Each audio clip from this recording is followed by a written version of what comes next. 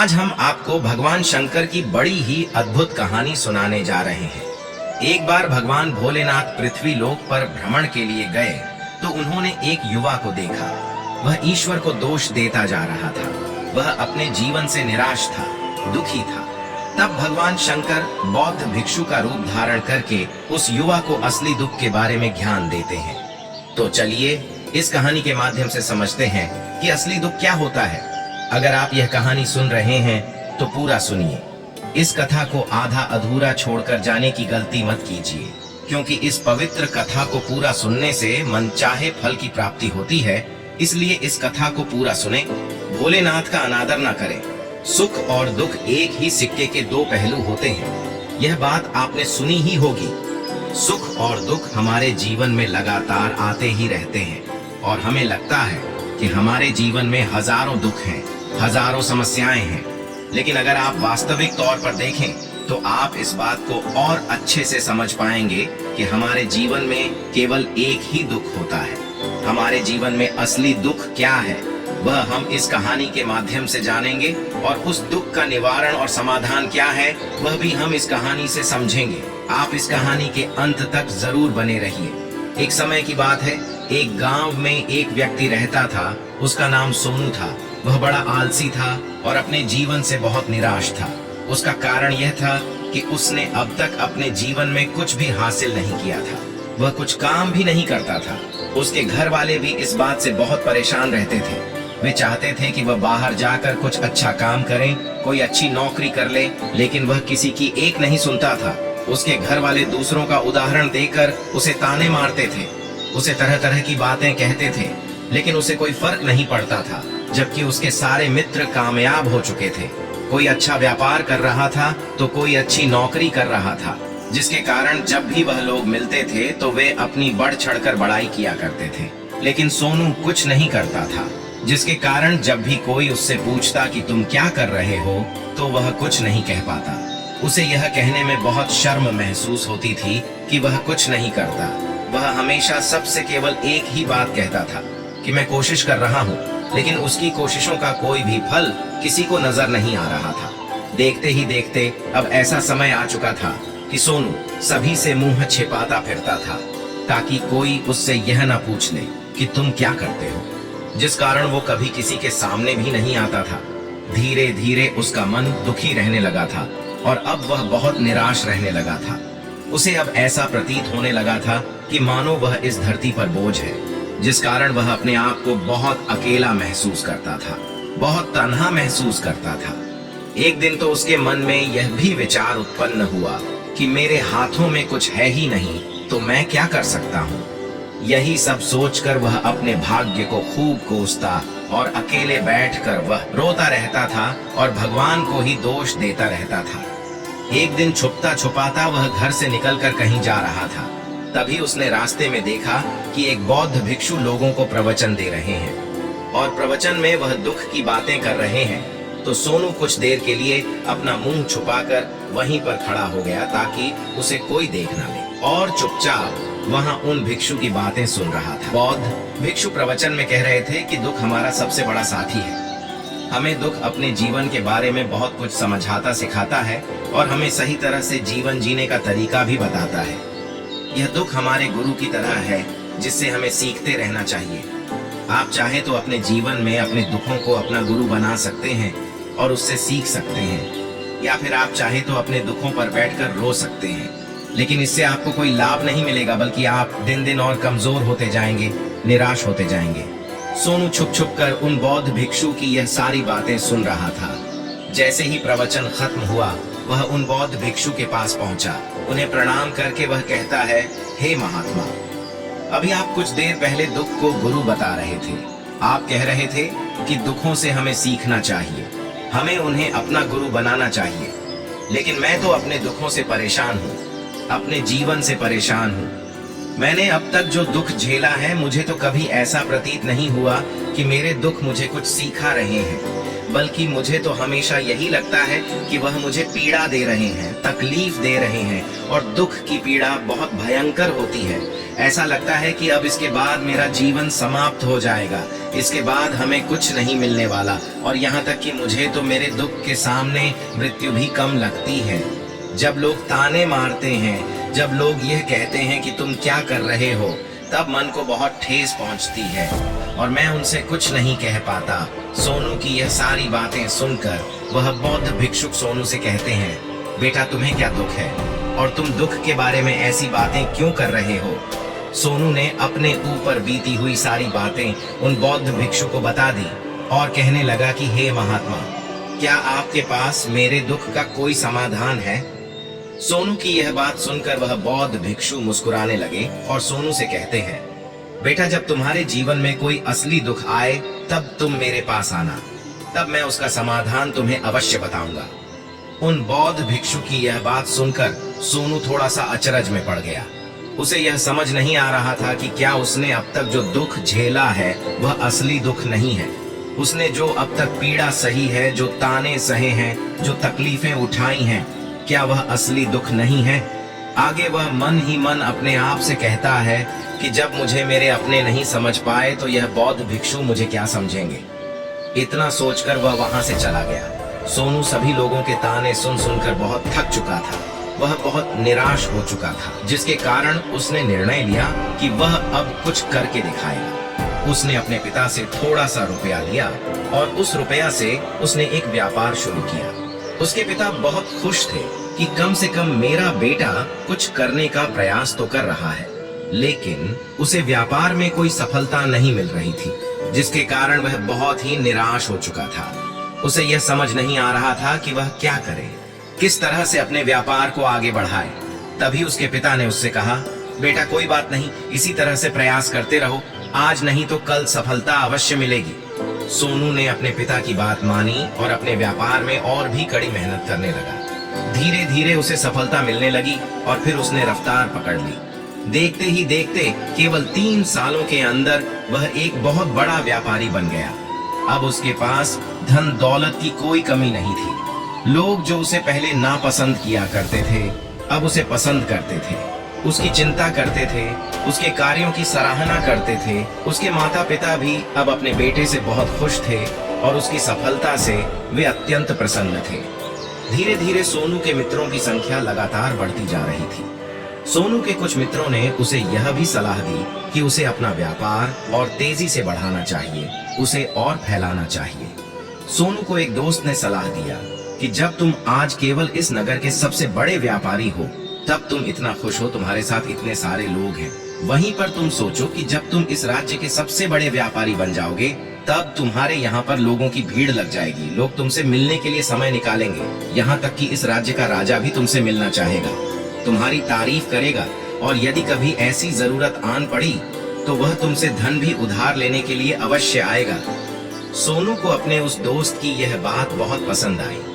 सोनू ने सोचा कि मेरे मित्र सही कह रहे हैं, मुझे अपने व्यापार को और बड़ा करना चाहिए और फैलाना चाहिए, तभी तो हर कोई मेरे बारे में जान सकेगा, हर कोई मुझे पहचानेगा। उसने बिना देरी किए अपने समय को बिना गवाए अपने व्यापार में और मेहनत करने लगा। लेकिन अब की बार उसके मन में धैर्य नहीं था, जिसके कारण उसने कुछ अनुचित कदम उठाए ताकि उसका व्यापार जल्दी से जल्दी और बड़ा हो जाए। उसने कई लोगों से अधिक मात्रा में धन उधार ले लिया, जिससे उसके ऊपर अब काफी कर्ज हो चुका था। और इतना ही नहीं, वह यहाँ पर भी नहीं रुका। उसने अधिक से अधिक मुनाफा कमाने के चक्कर में अपने माल की गुणवत्ता को भी खराब कर दिया था, जिससे अब उसके माल में वह बात नहीं रह गई थी जो पहले हुआ करती थी। लेकिन वह अपने मित्रों की बात सुनता रहा। जैसा उसके मित्र कहते थे वह वैसा ही करता चला जा रहा था। यहाँ तक कि उसने अपने व्यापार को और भी तीव्रता से बढ़ाने के लिए अपने दूसरे छोटे व्यापारियों के खिलाफ षड्यंत्र भी रचने शुरू कर दिए थे, जिस कारण उसके मन में अब पहले जैसा वह सुकून नहीं था। अब उसे रातों को नींद नहीं आती थी। वह केवल एक ही विचार में लगा रहता था कि किस तरह से उसका व्यापार पूरे राज्य में फैल जाए और वह इस राज्य का सबसे बड़ा व्यापारी बन जाए। वह दिन रात केवल इसी मेहनत में लगा रहता कि उसका व्यापार जल्दी से जल्दी और बड़ा हो जाए। हालांकि उसके पास अब सब कुछ था, धन दौलत, अच्छा घर, गाड़ियां, नौकर चाकर, सभी तरह की सुख सुविधाएं थीं, लेकिन उसके बावजूद भी वह उन चीजों का लाभ नहीं उठा पा रहा था, क्योंकि उसका पूरा ध्यान केवल अपने व्यापार को अधिक से अधिक उन्नति की तरफ ले जाना था। एक दिन सोनू अपने रथ पर बैठकर एक मार्ग से होकर गुजर रहा था। तभी रास्ते में उन्हीं गुरुवर का आश्रम पड़ा। यह देखकर वह उन बौद्ध भिक्षु के पास गया और बौद्ध भिक्षु से कहने लगा, हे महात्मा, आपने कहा था कि जब मेरे जीवन में कोई असली दुख आए तब मैं आपके पास आऊं, तो इस कारण मैं आपके यहाँ पर आया हूँ। आज मैं बहुत दुखी हूँ, मैं रातों को सो नहीं पाता। मेरे पास सब कुछ होते हुए भी मैं उनका लुत्फ नहीं उठा पा रहा। उसने अपनी सारी बातें एक एक करके उन बौद्ध भिक्षु को बता दी। तभी वह बौद्ध भिक्षु सोनू से कहते हैं कि बेटा, जब तुम पहली बार आए थे तब भी तुम बहुत दुखी थे, लेकिन तब तुमने अपने दुख से क्या सीखा था? इसके जवाब में सोनू उन बौद्ध भिक्षु से कहता है कि हे महात्मा, जब मैं अपने जीवन में कुछ नहीं कर पा रहा था तब मैंने अपने दुखों से यह सीखा था कि केवल सोचने मात्र से कुछ नहीं होगा। उसके लिए हमें कुछ करना भी पड़ेगा, और केवल कोई कर्म करना ही हमें सफल नहीं बनाता, बल्कि उस कर्म को उसके अंजाम तक पहुंचाना हमें सफल बनाता है। फिर चाहे रास्ता कैसा भी हो, फिर चाहे परिस्थितियां कैसी भी क्यों ना हो, फिर चाहे कितनी ही बाधाएं आपके रास्ते में क्यों ना आ जाएं, चाहे ऐसा क्यों ना लगने लगे कि अब आपके जीवन में कुछ नहीं बचा और आप कुछ नहीं कर सकते, तब भी हौसला बनाए रखें, उम्मीद न छोड़ें और अपने कार्य पर डटे रहें। ये सोचकर कि जब तक मैं अपने कार्य को सफल नहीं कर लेता, जब तक मैं अपने लक्ष्य तक पहुंच नहीं जाता, तब तक मैं इस कार्य को करता रहूंगा। मैं इस कार्य में अवश्य सफल होकर ही रहूंगा, जबकि बाकी लोग केवल सफल लोगों को महत्व देते हैं, उनके कर्मों को नहीं।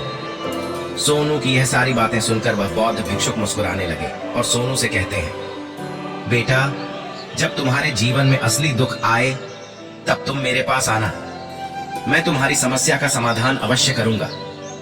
इतना कहकर वह बौद्ध भिक्षु वहां से उठकर चले गए। सोनू एक बार फिर से उनकी यह बातें सुनकर आश्चर्यचकित रह गया। उसे अब यह समझ नहीं आ रहा था कि उसने जो दुख देखा है, उसने जो तकलीफ अब तक सहा है, क्या वह असली दुख नहीं है? उसके मन में अब एक सवाल उत्पन्न होने लगा कि असली दुख क्या है और इसकी पहचान क्या है? मुझे कैसे पता चलेगा कि इस समय में मैं असली दुख में हूं या नहीं? लेकिन उसने भिक्षु से कुछ नहीं कहा। जब वह यह सब सोच ही रहा था कि तभी वह बौद्ध भिक्षु सोनू के पास एक बड़ा सा घड़ा लेकर पहुंच जाते हैं। उस घड़े के अंदर सोने के सिक्के थे। उस घड़े को देते हुए वह बौद्ध भिक्षु सोनू से कहते हैं, बेटा, तुम इसे उस पेड़ के नीचे दबा दो, क्योंकि यह मेरे किसी काम का नहीं है। जब मुझे इसकी जरूरत पड़ेगी तब मैं वहां से खोद कर इसे निकाल लूंगा, लेकिन अभी के लिए इसे वहां पर मिट्टी के नीचे दबा दो। सोनू ने उस बौद्ध भिक्षु की बात मान ली और वह घड़ा उस पेड़ के नीचे जाकर मिट्टी में दबा दी। इतना करके वह गुरुवर को प्रणाम कर वहां से वापस अपने घर की ओर लौट जाता है। धीरे धीरे समय बीतता गया। समय के साथ साथ सोनू व्यापार में और भी ज्यादा उन्नति कर चुका था, लेकिन माल की गुणवत्ता अच्छी ना होने के कारण अब उसके व्यापार में घाटा होने लगा और धीरे धीरे ऐसा समय आया कि उसका व्यापार पूरी तरह से चौपट हो गया। अब उसके पास कुछ नहीं बचा था, बल्कि उसने जो कर्जे लिए थे वह कर्जे भी अब उसे चुकाने थे। लेकिन वह तो यह सोचकर निश्चिंत था कि उसने जो कुछ भी कर्जे लिए हैं वो कर्जे उसने अपने मित्रों से लिए हैं, जिसके कारण वह उन्हें लौटाने में थोड़ी देर अवश्य कर सकता है। वह तो यह सोच ही रहा था कि उसके मित्र बुरे समय पर उसका साथ देंगे, लेकिन सबसे पहले उसके मित्र ही उसे अपना कर्ज वापस लौटाने की मांग करने लगे। तब सोनू को एहसास हुआ कि कोई भी अपना नहीं है। उसने अपने मित्रों से उस कर्ज को लौटाने के लिए थोड़ी सी मोहलत मांगी, लेकिन सोनू के किसी भी मित्र ने उसे कर्ज लौटाने के लिए मोहलत नहीं दी, बल्कि वे लोग उसे जान से मारने की धमकी देने लगे। अब अपने मित्रों के मुंह से यह सब सुनकर सोनू बहुत ही आश्चर्यचकित रह गया। वह जो कुछ सोच रहा था सब कुछ उल्टा पड़ गया। जिस व्यापार के चलते उसके इतने मित्र बने थे, इतने शुभ चिंतक बने थे, वे सब उससे दूर जाने लगे थे। हर कोई उससे पीछा छुड़ाना चाहता था, कोई भी उसका साथ नहीं देना चाहता था। धीरे धीरे उसकी सारी संपत्ति नीलाम हो गई। अब उसके पास कुछ नहीं बचा था, वह सड़क पर आ चुका था। उसने हार मानकर अपने माता पिता से कहा, पिताजी मेरी मदद कीजिए, मेरे ऊपर बहुत कर्ज है, मुझे उसे लौटाना है, कृपा करके मुझे थोड़ा सा धन दे दीजिए। इस पर सोनू के पिता ने सोनू से कहा, बेटा मेरे पास तो बस यही एक छोटा सा घर है, और अगर यह मैं तुम्हें दे दूं या इसे बेच दूं तो मैं और तुम्हारी माँ कहाँ रहेंगे? हमें भी दर दर की ठोकरें खानी पड़ेंगी, हमें भी सड़कों पर भीख मांगनी पड़ेगी ले देकर। अब हमारे पास केवल यही संपत्ति बची है, इसीलिए मैं तुमसे क्षमा मांगता हूँ। मैं तुम्हारी सहायता नहीं कर सकता अपने माता पिता के मुख से। ये सुनकर सोनू चुपचाप वहां से चला गया और मन ही मन सोच रहा था कि अब मेरे पास कुछ नहीं बचा, जो था वह तो सब लूट गया, बर्बाद हो गया। अब मैं जीकर क्या करूंगा? अब मेरे पास केवल एक ही रास्ता है जिससे मैं अपने कर्जदार से अपना पीछा छुड़ा सकता हूँ। यह सोचता हुआ वह एक ऊंची पहाड़ी की ओर पहुंचा। वह पहाड़ी पर चढ़ता ही जा रहा था कि तभी उसे याद आया कि उन बौद्ध भिक्षु ने कहा था कि जब तुम पर असली दुख आए तभी तुम मेरे पास आना, मैं तुम्हारी समस्या का समाधान अवश्य करूंगा। यह सोचकर सोनू के मन में एक बार फिर उम्मीद की वह लहर दौड़ पड़ी। सोनू तुरंत दौड़ता हुआ उन बौद्ध भिक्षु के पास पहुंचा और उन्हें प्रणाम करके अपने ऊपर बीती हुई हर एक बात उन्हें बता दी और कहने लगा, हे महात्मा, आपने कहा था कि जब मेरे ऊपर असली दुख आएगा तब आप उसका समाधान अवश्य करेंगे। अब वह समय आ गया है। तभी वह बौद्ध भिक्षु सोनू की इस बात को सुनकर मुस्कुराने लगे और कहते हैं, बेटा कहाँ है असली दुख? जब तुम्हारे जीवन में असली दुख आएगा तो मैं उसका समाधान अवश्य करूंगा। उन बौद्ध भिक्षु के मुख से यह सुनकर सोनू के सब्र का बांध टूट गया और सोनू ने उन बौद्ध भिक्षु से कहा, हे महात्मा, आखिर असली दुख क्या होता है? क्या मैंने आज तक जो भी दुख झेला है, जो भी तकलीफ आज तक मैंने सही है, क्या वह दुख नहीं है? क्या इसे दुख नहीं कह सकते? तभी वह बौद्ध भिक्षु सोनू से कहते हैं, बेटा पहले तो मुझे यह बताओ कि तुमने अपने दुख से क्या सीखा? इसका जवाब देते हुए सोनू उन बौद्ध भिक्षु से कहता है, हे महात्मा, मैंने तो यही सीखा कि जो लोग तुम्हारी तरक्की में तुम्हारे साथ रहते हैं, तुम्हारे साथ जुड़ते हैं, वह लोग तुम्हें अवश्य धोखा देंगे, क्योंकि ऐसे लोग बुरे समय पर तुम्हारा साथ नहीं देने वाले, बल्कि तुम्हारा फायदा उठाने का ही वह प्रयास करेंगे।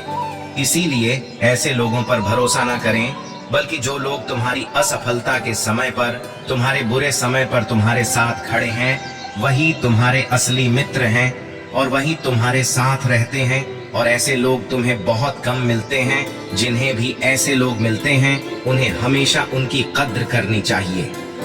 आगे सोनू उन बौद्ध भिक्षु से कहता है कि जब तुम कोई कार्य कर रहे हो तो उसे पूरी ईमानदारी से करो, धैर्य रखो, लालच ना करो और अपने लक्ष्य तक पहुंचने के लिए किसी से भी कोई षड्यंत्र ना रचो, क्योंकि ऐसा करने से तुम्हारे साथ ही बुरा होगा और तुम ही हमेशा नुकसान में रहोगे।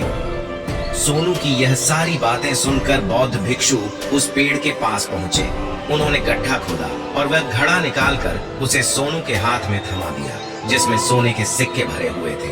वह घड़ा सोनू के हाथ में थमा हुए उन बौद्ध भिक्षु ने कहा, लो इसे पकड़ो और जब तुम्हारे जीवन में असली दुख आए तब तुम मेरे पास आना, मैं उसका समाधान अवश्य करूंगा। सोनू अब भी बड़ी अचरज में था। उसे यह समझ नहीं आ रहा था कि आखिर यह असली दुख क्या है, लेकिन उसने अपने हाथ में उस घड़े को देखा जिसके अंदर सोने के सिक्के थे। ये देखकर उसे मन ही मन ये सोचने लगा कि चलो अब तो थोड़ी सी राहत अवश्य हो जाएगी, मैं अपने मित्र का वह कर्ज लौटा सकूंगा और एक नया व्यापार भी फिर से आरंभ कर सकूंगा। फिर उसने उन बौद्ध भिक्षु को प्रणाम किया, उनका धन्यवाद किया और वहां से चल पड़ा। सोनू ने उस सोने के सिक्कों से सभी का कर्जा लौटा दिया और अपने लिए एक बार फिर से नया व्यापार शुरू किया। व्यापार छोटा था, लेकिन अब की बार सोनू बहुत खुश था। उसने पूरी ईमानदारी, मेहनत और लगन के साथ अपने व्यापार पर काम किया और देखते ही देखते एक बार फिर से वह एक बड़ा व्यापारी बन गया। लेकिन अब की बार सोनू बहुत खुश था, क्योंकि इस बार उसने कोई लालच नहीं की, ना ही किसी के लिए षड्यंत्र रचा, बल्कि उसने पूरी ईमानदारी और मेहनत के साथ अपने व्यापार पर काम किया।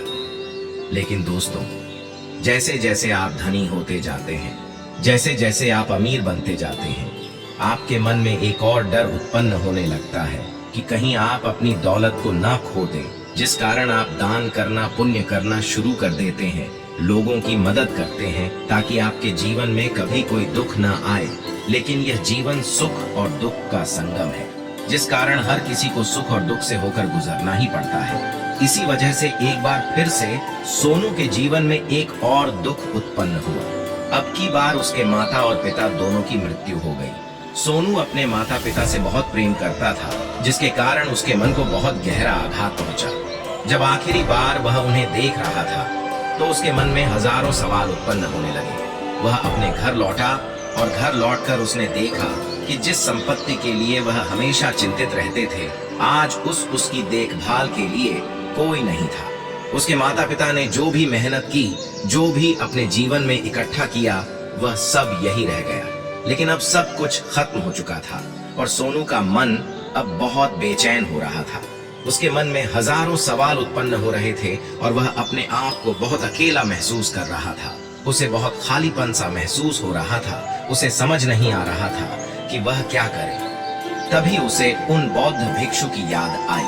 वे तुरंत ही भागा भागा उन बौद्ध भिक्षु के पास पहुंचा। उसे देखते ही उन बौद्ध भिक्षु ने सोनू से सवाल किया और कहा, क्या बात है बेटा, क्या कोई फिर से दुकान पड़ा है? तभी सोनू ने कहा, नहीं गुरुदेव, अब तो सब ठीक है, लेकिन आज मेरे माता पिता की मृत्यु हो गई और मैं बहुत अकेला और खालीपन सा महसूस कर रहा हूँ। मैं बहुत दुखी महसूस कर रहा हूँ। तभी वह बौद्ध भिक्षु सोनू से कहते हैं, बेटा, इसमें दुखी होने वाली बात क्या है? यह तो जीवन है। एक दिन तो सभी को जाना है। यहाँ पर कोई भी रहने नहीं आया और ना ही कोई रहेगा। हम सब एक ना एक दिन मृत्यु को प्राप्त हो ही जाएंगे। और मृत्यु कब आएगी यह किसी को नहीं पता। हो सकता है कि तुम्हारी मृत्यु कल ही हो जाए या फिर आज और अभी। यह सुनकर सोनू आश्चर्यचकित रह गया। उसने उन बौद्ध भिक्षु से कहा, हे महाराज, आप यह क्या कह रहे हैं? मैं तो अभी जवान हूँ और मुझे तो अभी अपनी पूरी उम्र जीना है। मैं तो जीना चाहता हूँ, कुछ करना चाहता हूँ, और आप कह रहे हैं कि मैं कभी भी मृत्यु को प्राप्त हो सकता हूँ। इस पर वह बौद्ध भिक्षु सोनू से कहते हैं, बेटा, इस भ्रम में मत रहना कि मृत्यु केवल बूढ़े लोगों को आती है। बूढ़ों के सामने तो उनके जवान बच्चे तक मर जाते हैं। मृत्यु कभी किसी की उम्र देखकर नहीं आती और ना ही किसी को बताकर आती है। उन बौद्ध भिक्षु के मुख से यह सारी बातें सुनकर सोनू और भी ज्यादा बेचैन हो गया और वह चुपचाप वहां से चला गया। उसके मन का वह खालीपन अब भी वैसे ही था। वह अब भी अपने आप को बहुत अकेला महसूस करता था। उसके बाद से उसका मन अपने व्यापार में भी नहीं लगता था। जब भी वह कोई कार्य करता तो उसके मन में ढेर सारे प्रश्न उठने लगते थे कि वह क्या कर रहा है, क्यों कर रहा है और उसने इस कार्य को क्यों शुरू किया। उसके मन में अब एक और प्रश्न उत्पन्न होने लगा था कि क्या हम यहाँ पर केवल इसीलिए आते हैं कि इस जीवन को भोगे और एक दिन मृत्यु को प्राप्त हो जाए। वह यह समझ नहीं पा रहा था कि जीवन का असली मतलब क्या है। उसने कई विद्वानों से पूछा, अपनी तरफ से जो मुमकिन हो सकता था खोजबीन की, लेकिन उसे कोई भी जवाब नहीं मिल पा रहा था। और जब उसे कोई जवाब नहीं मिला तो उसका दुख और भी बढ़ गया, जिस कारण उसके मन की बेचैनी और भी बढ़ चुकी थी और उसे यह समझ नहीं आ रहा था कि वह क्या करे, कहाँ जाए, किससे पूछे। तभी उसे फिर से उन बौद्ध भिक्षु की याद आई। वह एक बार फिर से उन बौद्ध भिक्षु के पास पहुंचा और उसने अपने मन की सारी बातें उन गुरुवर को बता दी। तब भी वह बौद्ध भिक्षु मुस्कुराने लगे और सोनू से कहते हैं, बेटा, आज पहली बार तुम्हारे जीवन में असली दुख उत्पन्न हुआ है। वास्तव में तो यही है जिसे हम दुख कह सकते हैं, जो दुख कहलाने लायक है कि हमें पता ही नहीं हम क्या कर रहे हैं, कहाँ जा रहे हैं, क्यों जा रहे हैं, वह कौन है, क्या है, क्यों है, हम क्या करना चाहते हैं। तभी सोनू ने कहा, हे महात्मा, मेरे इस दुख का समाधान कीजिए, मुझे इस दुख का निवारण दीजिए। तभी वह बौद्ध भिक्षु सोनू से कहते हैं, हम सबके अंदर क्रोध, लालच, अहंकार जैसी कई वासनाएं हमारे अंदर घेर करके बैठ जाती हैं, जिस कारण हम अपने जीवन को टुकड़ों में जीते हैं और हमारी चेतना कभी एक नहीं हो पाती। हम कभी एक जगह सोच नहीं पाते, समझ नहीं पाते और हमारी ऊर्जा शक्ति भी पूरी तरह से छिन्न भिन्न हो जाती है। आजकल के इस दौर में हमारे पास तो इतना भी समय नहीं है कि हम एक पल निकाल करके एक पल के लिए अपने आप को देख सकें, अपने आप को समझ सकें, जीवन का सही अर्थ समझ सकें। वास्तविकता में हर कोई यहाँ पर अपने जीवन भर केवल दुख दुख कहकर चिल्लाता रहता है, उसका समाधान निकालने का हर मुमकिन प्रयास करता है, लेकिन जिसे हम दुख समझते हैं वह तो दुख है ही नहीं। तो इसका समाधान आपको कहाँ से मिलेगा? ये तो परिस्थितियां हैं जिसके कारण हम अपने आप को दुखी समझते हैं, हम अपने आप को तकलीफ में समझते हैं। जैसे ही हम एक परिस्थिति से निकलते हैं और फिर किसी दूसरी परिस्थिति में फंस कर रह जाते हैं। जिस प्रकार हम पहली समस्या का सामना करते हैं, उसी प्रकार हम दूसरी समस्या का भी सामना करते रह जाते हैं। और जब हम इन परिस्थितियों से हार मान लेते हैं, जब हमें लगता है कि अब कोई रास्ता नहीं बचा, तब हमारे सामने हमें केवल एक ही रास्ता नजर आता है और वह है मृत्यु। लेकिन यह कोई समाधान नहीं है, यह कोई रास्ता नहीं है।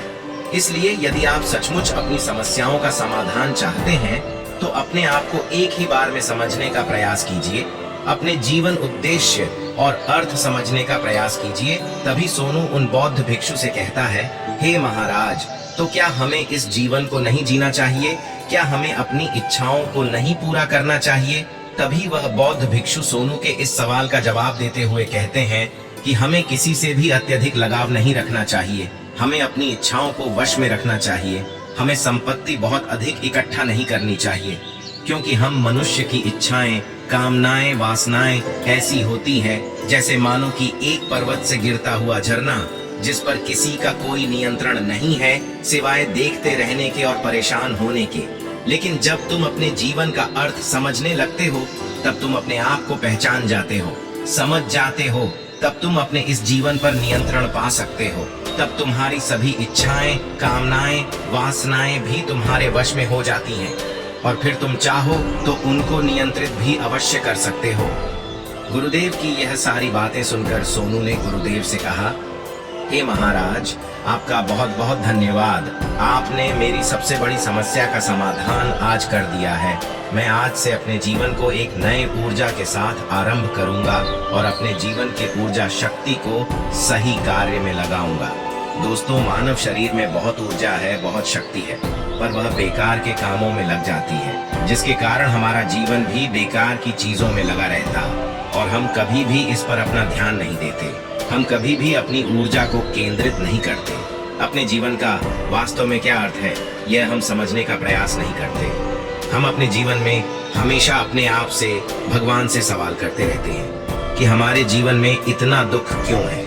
हम सभी के मन में यह सवाल तो अवश्य ही उठता है और इसका जवाब ये है कि ईश्वर यह चाहता है कि हम अपने जीवन के अंतिम दुख तक पहुंच सकें, उस गहराई तक पहुंच सके जहां पर हमें यह पता चल सके कि हमने अभी तक अपने आप को नहीं समझा, अपने आप को नहीं पहचाना, अपने जीवन को समझा नहीं। मानव शरीर के अंदर जो ऊर्जा है, जो शक्ति है, उसके बारे में हम अभी तक नहीं जानते।